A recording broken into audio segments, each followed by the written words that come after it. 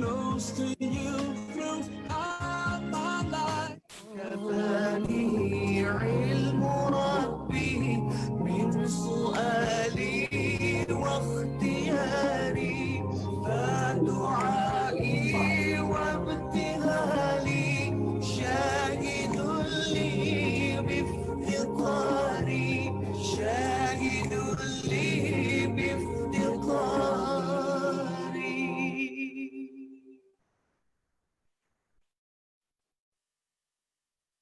Bismillahirrahmanirrahim.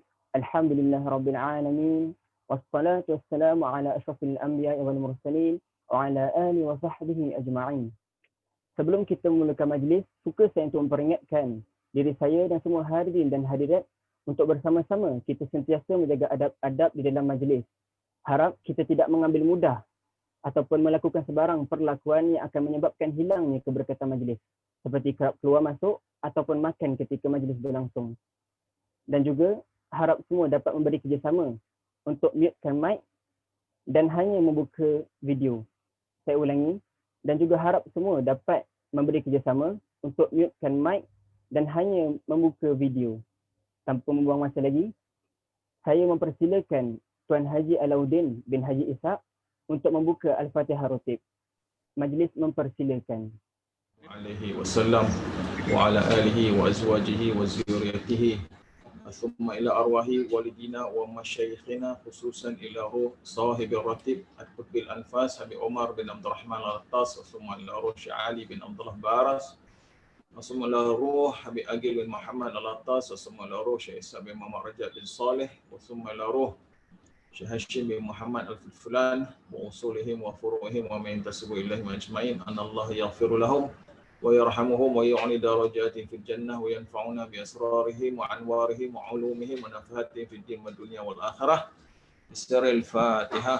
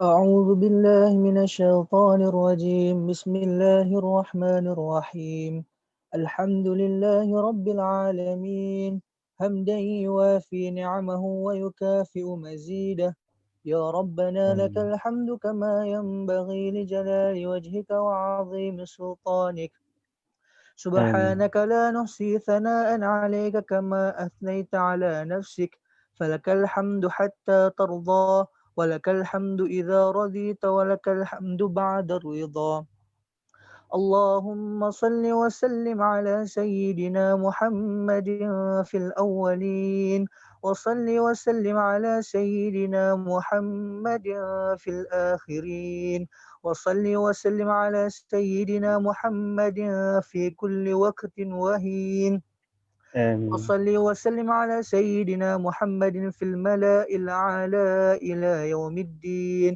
وصل وسلم على آمين سيدنا محمد حتى ترث الأرض ومن عليها وأنت خير الوارثين اللهم إنا نستحفظك ونستودعك أدياننا وأنفسنا وأهلنا ومدرستنا وأحبابنا وأموالنا وكل شيء أعطيتنا اللهم اجعلنا وإياهم في كنفك وأمانك وعياذك من كل شيطان مريد وجبار عنيد وذي عين وذي بغي وذي حسد ومن شر كل ذي شر إنك على كل شيء قدير آمين اللهم جملنا بالتقوى والاستقامة وأعذنا من موجبات الندامة في الحال والمال إنك سميع الدعاء وصل اللهم بجلالك وجمالك على سيدنا محمد وعلى آله وصحبه أجمعين وارزقنا كمال المتابعة له ظاهرا وباطنا يا أرحم الراحمين بفضل سبحان ربك رب العزة عما يصفون والسلام على المرسلين والحمد لله رب العالمين.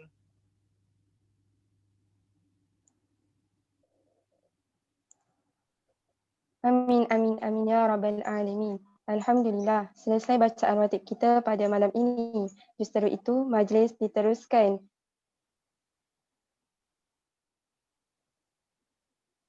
يا حبيب القلب يا خير البرايا يا لي جئت بالحق رسول الهدايا يا رسول الله يا حبيب الله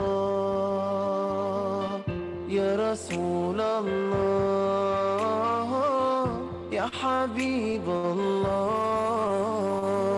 يوم الولادة كالبداية للهداية كالبداية يوم الولادة كالبداية للهداية كالبداية للهداية كالبداية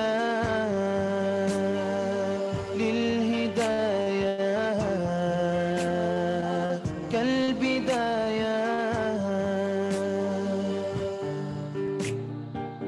انت جيت يا طه بالنور الهداية يا رسول الله يا رسول الله جئت بدين الله جئت كل البرايا يا حبيب الله يا حبيب الله يا بشير الخير يا رسول الله يا دليل النور يا حبيب الله يا حبيب القلب يا خير البرايا يا لي جئت بالحق رسول الهداية يا رسول الله يا حبيب الله يا رسول الله يا حبيب الله. Harapan yang nyata, hidup bahagia, cinta yang utama di hati selamanya. Denganmu ya Rasul, rindu untuk bersama. Padamu ya Rabbi, terkabul semoga. Ya Bashir al-Khair ya Rasulullah ya Dalil al-Nur ya Habib Allah ya Habib al-Qalbi يا خير البرايا يا لي جئت بالحق رسول الهداية يا رسول الله يا حبيب الله يا رسول الله يا حبيب الله.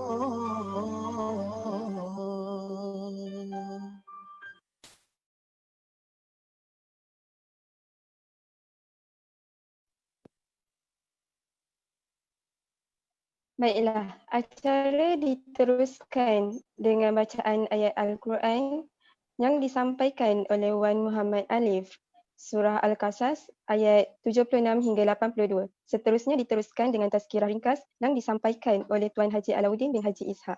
Dipersilakan. Inna Allah la yuhibbul farihin wabtaghi fima ataka Allahu ad-daral akhirah ولا تنس نصيبك من الدنيا وأحسن كما أحسن الله إليك ولا تبغ الفساد في الأرض إن الله لا يحب الفاسدين إن الله لا يحب المفسدين قال إنما أوتيته على علم عندي أولم يعلم أن الله قد أهلك من قبله من القرون من هو أشد منه قوة وأكثر جمعا ولا يسأل عن ذنوبهم المجرمون فخرج على قومه في زينته قال الذين يريدون الحياة الدنيا يا ليت لنا مثل ما أوتي قارون إنه لذو حظ عظيم وقال الذين أوتوا العلم ويلكم ثواب الله خير لمن آمن وعمل صالحا ولا يلقاها إلا الصابرون فخسفنا به وبداره الأرض فما كان له من فئة ينصرونه من دون الله وما كان من المنتصرين وأصبح الذين تمنوا مكانه بالأمس يقولون ويكأن الله يبسط الرزق لمن يشاء من عباده ويقدر لولا أمن الله علينا لخسف بنا وكأنه لا يفلح الكافرون. Sesungguhnya Qarun termasuk di kalangan kaum Nabi Musa alaihissalam tapi dia berlaku zalim terhadap mereka. Dan kami telah menganugerahkan kepadanya perbendaharaan harta yang kunci-kuncinya sungguh berat dipukul oleh sejumlah orang yang kuat. Ingatlah ketika kaumnya berkata kepadanya, janganlah engkau terlalu bangga, sesungguhnya Allah tidak suka orang yang membanggakan diri. Dan carilah pahala negeri akhirat dengan apa yang telah dianugerahkan Allah kepadamu. Tetapi janganlah kamu lupakan bahagianmu di dunia dan berbuatlah baik kepada orang lain, sebagaimana Allah telah berbuat baik kepadamu. Dan janganlah kamu berbuat kerosakan di bumi, sesungguhnya Allah tidak menyukai orang yang berbuat kerosakan. Dia Qarun berkata, sesungguhnya aku dapat harta itu semata-mata kerana hasil ilmu yang ada padaku. Tidakkah dia tahu bahawa Allah telah membinasakan umat sebelumnya yang lebih kuat daripadanya dan lebih banyak mengumpulkan harta. Dan orang-orang yang berdosa itu tidak perlu ditanya tentang dosa-dosa mereka. Maka keluarlah dia Qarun kepada kaumnya dengan kemegahan. Orang-orang yang menginginkan kehidupan dunia berkata, mudah-mudahan kita mempunyai harta kekayaan seperti Qarun. Sesungguhnya dia benar-benar mempunyai keuntungan yang besar. Tetapi orang-orang yang dianugerahkan ilmu berkata, celakalah kamu, ketahuilah, pahala Allah lebih baik bagi orang-orang yang beriman dan melakukan kebaikan. Dan pahala yang besar itu hanya diperoleh oleh orang-orang yang sabar. Maka kami benamkan dia Qarun bersama rumahnya ke dalam bumi. Tidak ada baginya satu golongan pun yang akan menolongnya selain Allah. Dan dia tidak termasuk orang-orang yang dapat. Bagi orang yang mendapatkan kedudukan Qarun kata, aduhai benarlah Allah yang melapangkan bagi sesiapa yang dia kehendaki. Di antara hamba-hambanya dan membatasi bagi sesiapa yang di antara hamba-hambanya punya kepada kita, tentu dia telah membenarkan sekali. Benarlah tidak akan beruntung orang-orang yang mengingkari nikmat Allah. Sadaqallahul azim.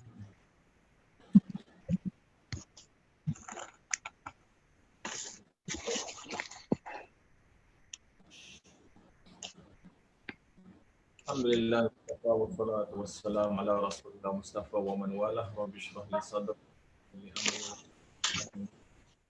wala haula wala quwwata illa billahil aliyyil azim.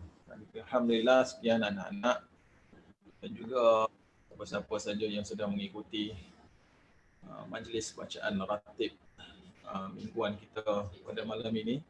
Mudah-mudahan Allah SWT menerima bacaan dan amalan kita dan jadikan ia sebagai asbab untuk mendapatkan pengampunan dan ditinggikan kedudukan di sisinya nanti insya-Allah. Dan ini merupakan satu taufik inayah daripada Allah Subhanahu Wa Taala. Dan setiap amal kebaikan yang kita buat ni bukanlah kerana keupayaan yang ada pada kita, bukan kerana ilmu kepandaian kita, tapi semata-mata kerana itu adalah satu nikmat hidayah yang Allah Ta'ala anugerahkan khusus kepada mana-mana hamba-hamba yang Allah Ta'ala kehendaki. Jadi anak-anak sekalian, minggu lepas kalau anak-anak ingat, ada kita bermusyawarah tentang kisah Nabi Adam AS, yang ketika Nabi Adam AS dan Siti Hawa keluarkan daripada syurga, mereka dipisahkan ketika dikeluarkan daripada syurga ni dan diturunkan ke bumi. Mereka terpisah untuk satu tempoh yang sangat lama kerana lantaran daripada kesilapan mereka berdua dalam tidak mentaati perintah Allah. Dan Allah suruh ambil iktibar daripada kisah ini, bagaimana apabila Nabi Adam dan Siti Hawa yang mana telah diberikan nikmat untuk tinggal dalam syurga dan boleh makan daripada mana-mana pohon yang dikehendaki dan duduk dalam syurga yang penuh dengan nikmat dan diberikan kemuliaan dan kedudukan yang tinggi, bahkan penghormatan oleh para malaikat dan penduduk-penduduk di langit. Kerana kesilapan yang dibuat kerana dorongan hawa nafsu yang kalah dengan pujukan iblis, maka itu mendatangkan kemurkaan Allah dan mereka pun dikeluarkan keluar daripada syurga. Jadi syurga-syurga di dunia ni, anak-anak sekalian, para hadirin yang dirahmati oleh Allah SWT, Allah dah rumah-rumah Allah. Rumah-rumah Allah, tempat-tempat yang mana manusia mendirikan solat, sujud meletakkan dahi di atas tanah. Rumah-rumah Allah yang mana situ terdapatnya majlis ilmu, majlis zikir, ada majlis-majlis ta'lim, majlis-majlis halakah-halakah Al-Quran. Itu yang di masjid-masjid kita, di madrasah-madrasah kita. Dan apabila berlakunya pandemik COVID ini, kita semua dipisahkan, dijauhkan daripada rumah-rumah Allah, daripada majlis-majlis ilmu, majlis-majlis zikir. Jadi kita kena imbau dan kita ambil iktibar daripada kisah Nabi Adam dan Siti Hawa ini. Adakah ini kerana dosa-dosa kita, kesilapan-kesilapan kita, hati kita yang sebenarnya tidak bertaut kepada rumah-rumah Allah? Dan kerana mengikut satu mafhum hadis baginda Nabi sallallahu alaihi wasallam, antara orang-orang yang akan mendapat naungan di bawah arasy Allah pada hari akhirat nanti apabila semua manusia dikumpulkan. Kan? Cuba bayangkan semua manusia dikumpulkan daripada Nabi Adam AS sampailah bayi yang terakhir yang akan dilahirkan sebelum hari kiamat. Semuanya akan dibangkitkan dan duduklah di padang mahsyar, yang mana ketika itu kepanasan padang mahsyar tu seolah-olahnya matahari berada sejengkal di atas kepala, dan bumi tempat pijak, tanah tempat pijak ni seolah-olahnya telah ditukarkan menjadi tembaga. Bayangkan betapa panasnya masa ketika itu. Tetapi masa ketika itu ada golongan-golongan yang akan mendapatkan naungan di bawah arasy Allah SWT, yang mana pada hari tersebut dah tak ada naungan lain dah, yang hanya adalah naungan di bawah arasy Allah. Tapi bukan semua orang. Ya, bukan mana kelebihan itu ataupun kedudukan tempat tersebut tu mana boleh kita pergi berebut-rebut ataupun kita boleh beli tiket khas VIP first class apa semua dan sebagainya masa ketika itu. Yang hanya mendapat naungan di bawah arasy Allah Subhanahu Wa Taala pada ketika itu ada 7 golongan, di antara dan salah satu daripada golongan tersebut adalah orang, khususnya pemuda-pemuda, pemudi-pemudi yang mana hati mereka yang bertaut kepada masjid ataupun rumah-rumah Allah. Jadi kalau di dalam kehidupan dunia ni saja kita telah dinafikan untuk menjadi orang-orang yang memakmurkan rumah-rumah Allah, waliyazbillah, kita mohon kita jangan dinafikan daripada mendapat naungan di arasy Allah Subhanahu Wa Taala nanti. Apabila masa ketika itu dah tak ada naungan lain lah melainkan naungan daripada arasy Allah Subhanahu Wa Taala. Dan dalam satu mafhum hadis yang lain ada disebut Allah Subhanahu Wa Taala ketika di akhirat akan bertanya, akan berfirman, di mana jiran-jiranku? Mana jiran-jiranku? Maka dijawab oleh para malaikat, wahai Allah, siapa yang layak untuk menjadi jiran-jiranmu, wahai Allah? Maka Allah SWT akan membalas balik, akan menjawab balik, di mana orang-orang yang memakmurkan rumah-rumah aku. Mereka itulah jiran-jiran Allah. Jadi semoga Allah SWT pilih kita lah daripada ramai-ramainya manusia yang ada di atas muka bumi ini. 6 bilion umat Islam yang ada 1/6 daripada penduduk bumi ini yang diberi hidayah untuk menjadi umat Islam. Sekarang ini penduduk dunia ada lebih kurang dalam 7-8 bilion. Jadi lebih kurang mungkin 1 bilion, 2 bilion itu adalah umat Islam. Tapi bukan mereka semua ni kan, yang mana hati mereka ni bertaut pada rumah-rumah Allah. Dan mudah-mudahan dengan kita kita mendengar tazkirah ini, jika sekiranya kita selama ini kita tak pernah terfikir untuk kita berusaha untuk menjadi sebahagian daripada ahli-ahli jemaah masjid-masjid, rumah-rumah Allah di tempat kita. Sebab kalau teringatlah semalam Jumaat semalam kalau keluar untuk pergi sembahyang Jumaat, berusaha untuk pergi sembahyang Jumaat, kita di Selangor kan, semua masjid-masjid tutup. Jadi selama beberapa minggu ni kalau berusaha lah untuk nak pergi solat Jumaat dekat kawasan Kuala Lumpur ataupun wilayah Persekutuan. Alhamdulillah 2 minggu awalnya dapatlah juga masuk ke dalam masjid walaupun terpaksa berbaris panjang. Tapi semalam ternafi untuk masuk dalam masjid.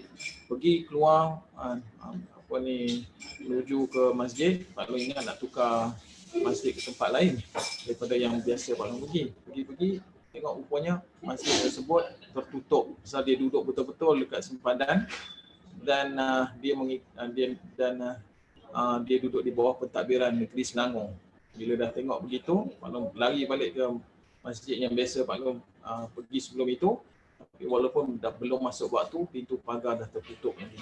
Jadi masa ketika tu Pak Long pun tarik nafas, kela nafas panjang lah.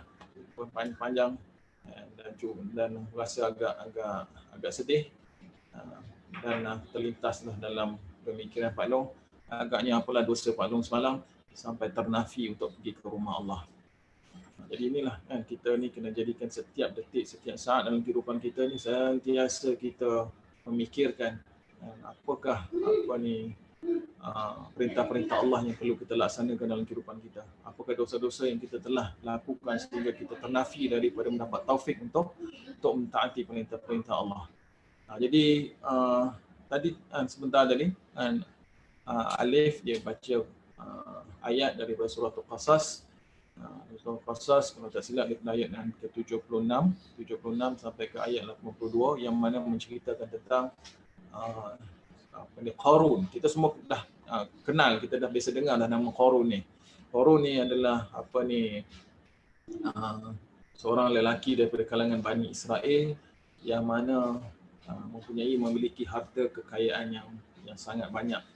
Tapi kalau anak-anak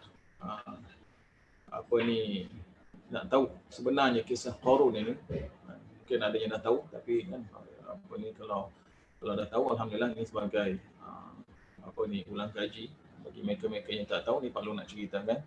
Qarun ni sebelum dia jadi kaya raya, dia orang yang miskin, yang tak ada apa-apa harta. Tetapi dia ada ilmu. Dia orang yang banyaknya duduk bersohbah dengan Nabi Musa AS. Bahkan Qarun ni adalah merupakan saudara, sepupu kepada Nabi Musa AS. Dan dia banyak khidmat kepada Nabi Musa. Dia duduk belajar, menuntut ilmu, kaji kitab Taurat.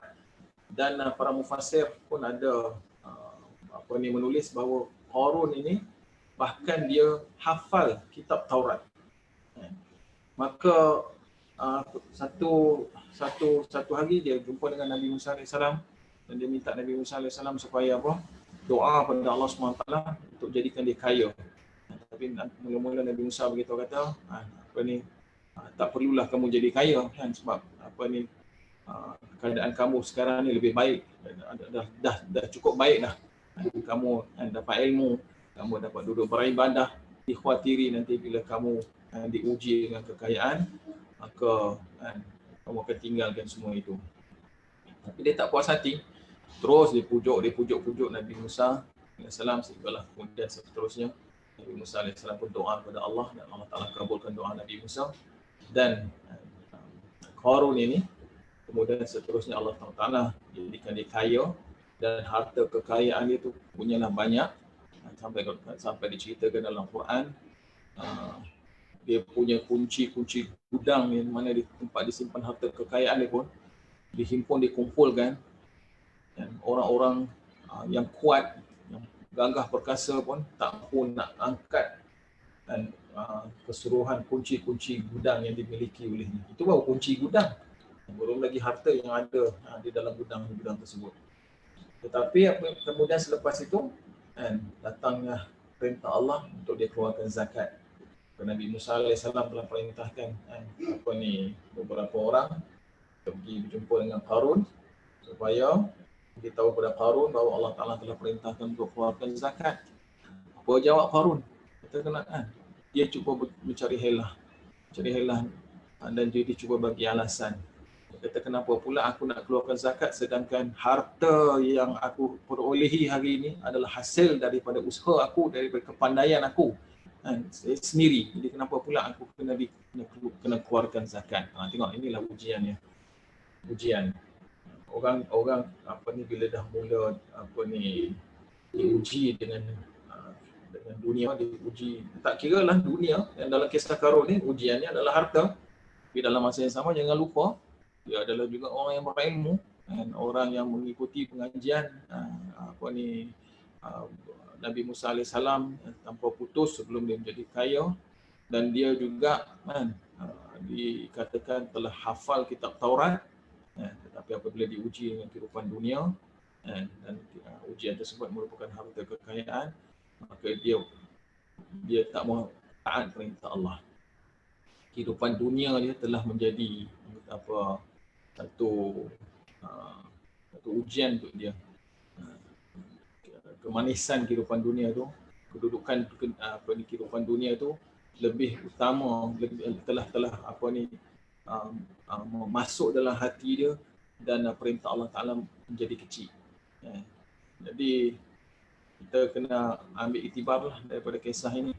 Allah SWT dah pilih kita untuk menjadi para penuntut talibul ilm, para pelajar-pelajar yang sedang menghafal Quran. Kita ada kalangan antum, ada yang dah khatam tapi masih lagi dalam proses syahadah. Ramai yang masih lagi belum khatam. Qarun dah hafal kitab Taurat. Kemudian dia juga memiliki ilmu. Dan dikatakan ilmu yang dia ada tu, ilmu yang pada Qarun itu, kalau dihimpunkan ilmu Bani Israel yang ada yang sezaman dengan dia, maka dia memiliki 1/6 daripada ilmu keseluruhan Bani Israel. Nak tunjukkan betapa tingginya ilmu Qarun kalau dibandingkan dengan Bani Israel yang lain. Tapi itu pun apabila datangnya ujian, dan datang ujian dunia, bukan nak kata bahawa harta ni kita haram dalam Islam, dalam agama. Tak. Ada orang yang mana diberi harta tetapi harta itu tidak melalaikan dia. Kita tahu kan ada sahabat Nabi bernama Abdul Rahman bin Auf. Abdul Rahman bin Auf ni, dia punya kekayaan itu pun Masya Allah begitu banyak. Begitu juga dalam masa saya, kepandaian dia untuk untuk dalam bidang perniagaan ni, apa saja yang dia niaga kan, akan datangkan untung dan hasil yang banyak. Tapi kekayaan dia, perniagaan dia tidak melalaikan dia daripada perintah-perintah Allah. Bahkan pada tubuh badannya terdapat banyaknya liang-liang luka. Kerana apa? Kerana tercedera, kerana keluar di medan jihad untuk nak menyebarkan Islam, nak menyebarkan Al-Quran. Ini orang yang mana ada harta, ada dunia, tapi dunia itu tak melalaikan dia. Dan kita tahu juga kan kisah-kisah Nabi-Nabi yang mana diberi kekayaan dan diberi kekuasaan, macam Nabi Sulaiman AS dan kerajaan dia dia bukan hanya sekadar kerajaan rakyat daripada kalangan manusia, tapi daripada kalangan jin, dapat menguasai angin angin, darat, tanah dan api, semuanya dalam di bawah kekuasaan dia. Tetapi kekuasaan dia, kekayaan dia tidak pun melalaikan dia daripada perintah-perintah Allah. Jadi anak-anak sekalian, ini satu peringatan untuk diri Pak Long dan kita semualah. Allah Ta'ala dah muliakan kita dengan Al-Quran, muliakan kita ni menjadi golongan agama. Walaupun mungkin ilmu kita ni tidaklah sebanyak para ulama-ulama, tapi kita dan Allah Ta'ala letakkan kita di atas jalan menuntut ilmu, jalan untuk menjadi para hamalatul Quran, orang yang mempertahan dan memperjuangkan Al-Quran. Dan jangan kita tertipu dengan keindahan ataupun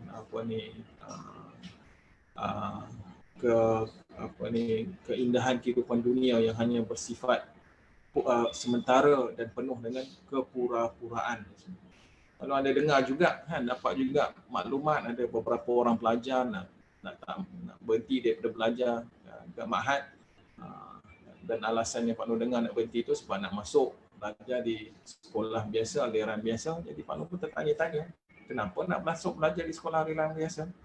Kalau katakan alasannya kerana nak pergi belajar di madrasah lain yang lebih baik lagi, yang mana dia punya mudirnya jauh lebih baik lagi daripada Pak Long, okey, tak apalah, itu pun Pak Long rasa boleh terima lagi lah. Walaupun kalau ikutkan segi adab, itu pun tidak menepati tuntutan adab kita menuntut ilmu. Tetapi pada Pak Long, sebenarnya kalau macam tu masih lagi duduk di atas jalan nak belajar agama, nak menjadi penuntut ilmu agama, nak menjadi orang yang masih lagi nak memperjuangkan Al-Quran. Tiba-tiba Pak Long dengar alasannya pasal nak masuk sekolah biasa. Bukan nak kata sekolah biasa itu tak bagus, tak elok. Tetapi macam seolahnya kita mengenepikan satu kelebihan yang Allah Ta'ala yang telah bagi pada kita ni di atas, khususnya di atas jalan agama, untuk memilih sesuatu yang mana tak ada kaitan langsung dengan agama. Jadi agaknya kan, pelajar-pelajar yang mungkin terfikir-fikir nak berbuat demikian tu, masih lagi masa, cubalah timbang balik kan, adakah itu keputusan yang baik atau tidak, dan ambil iktibar dari kisah Qarun ni tadi kan. Asalnya dia bukan orang yang kaya, dia orang yang miskin kan, tapi dia adalah salah seorang daripada penuntut murid Nabi Musa AS, hafal kitab Taurat. Dan ketika dia minta untuk untuk jadi kaya, Nabi Musa beritahu kata, okey tak kan, biar kamu dalam keadaan kamu seperti mana sekarang, itu lebih baik daripada kamu. Takut nanti bila kamu jadi kaya, kamu kan lupa dan kamu tinggal semua, kamu tinggal agama. Dan memang itu pun yang berlaku. Dan apabila dia jadi kaya raya, sehingga kan Bani Israel, ramai di kalangan Bani Israel, ada di kalangan mereka tu yang mengatakan, oh Masya Allah, alangkah bagusnya kalau kita pun jadi macam Qarun. Kita jadi Qarun. Tetapi segelintir kecil daripada Bani Israel yang memiliki ilmu bagi tahu kata bahawa jangan kamu semua terpedaya dengan kehidupan dunia. Dan kemudian apabila Allah Ta'ala punya keputusan datang untuk membinasakan Qarun kerana dia tak mau taat perintah Allah, maka Qarun telah tenggelam. Istana dia telah tenggelam dalam bumi bersama dengan harta dia. Dan apabila Bani Israel keseluruhan melihat yang awal-awal tadi itu yang berkata alangkah bagusnya mereka menjadi seperti Qarun, bila mereka lihat azab yang diterima oleh Qarun, mereka kata, oh mujurlah, kami tak jadi seperti dia. Itulah keadaan orang-orang yang mana begitu mudah terpesona dan tertipu dengan kehidupan dunia. Mudah-mudahan kita tak jadi seperti itu. Jadi rasa setakat untuk malam ni setakat itu sajalah. Dan harap anak-anak semua betulkan niat balik, dan tingkatkan azam balik untuk meneruskan perjuangan. Sebab kehidupan dunia kita ni sementara saja. Dan para masyaikh kita kata kehidupan dunia ni, umpama masa kehidupan dunia ni begitu singkat, seperti mana masa yang terluang di antara azan dan iqamah. Antara azan dengan iqamah. Jadi kalau bila ditanya azan macam mana pula kita hidup 60 tahun, 70 tahun apa semua sebagainya, ataupun macam mana pula jadi masa antara azan dan iqamah. Jadi kalau kita tengok, kita perincikan lagi, bila kita dilahirkan, kita diazankan di telinga kita oleh ayah kita. Dan apabila kita meninggal, orang ramai akan datang solat jenazah dan akan diiqamahkan solat jenazah. Itulah hakikat kehidupan kita di dunia ni. Mungkin kita rasa panjang, hidup 60 tahun, 70 tahun, 100 tahun, tapi pada hakikatnya kehidupan itu sangat-sangat singkat. Dengarlah apa yang Pak Long cakap ni kan. Pak Long sekarang ni dah umur 50 lebih lah, dah separuh abad lah. Bila Pak Long fikir-fikir balik kan, cepat masa berjalan. Cepat sangat masa berjalan. Tambah pula di akhir zaman ini yang masa tu semua bergerak pantas. Seolah-olahnya macam hidup 24 jam satu hari ni macam seolah-olahnya tak cukup. Sebenarnya bukan tak cukup, tak berkat. Jadi kita kembalikan keberkatan dalam kehidupan kita dalam dunia ini. Jadi kalau rasa cukup sekadar untuk hari ini. Mudah-mudahan Allah Ta'ala beri taufik lagi kepada kita supaya kita dapat bertemu lagi insya-Allah di minggu depan.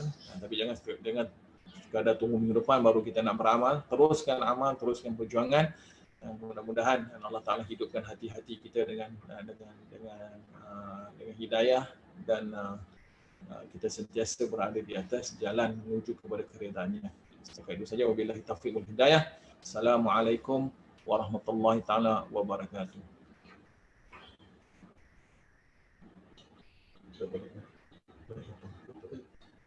Terima kasih diucapkan kepada Pak Long Tuan Haji Alauddin bin Haji Ishak atas penyampaian tazkirah sebentar tadi. Dengan itu, kita sudah sampai di penghujung majlis. Semoga apa yang disampaikan sebentar tadi dapat diamalkan dan disampaikan kepada rakan-rakan kita yang tidak hadir dalam majlis ini. Terima kasih juga diucapkan kepada semua pelajar yang telah meluangkan masa bersama-sama untuk hadir dalam majlis ilmu yang penuh barakah. Jadi dengan ini kita akhiri majlis taklim kita dengan tasbih kafarah dan suratul as.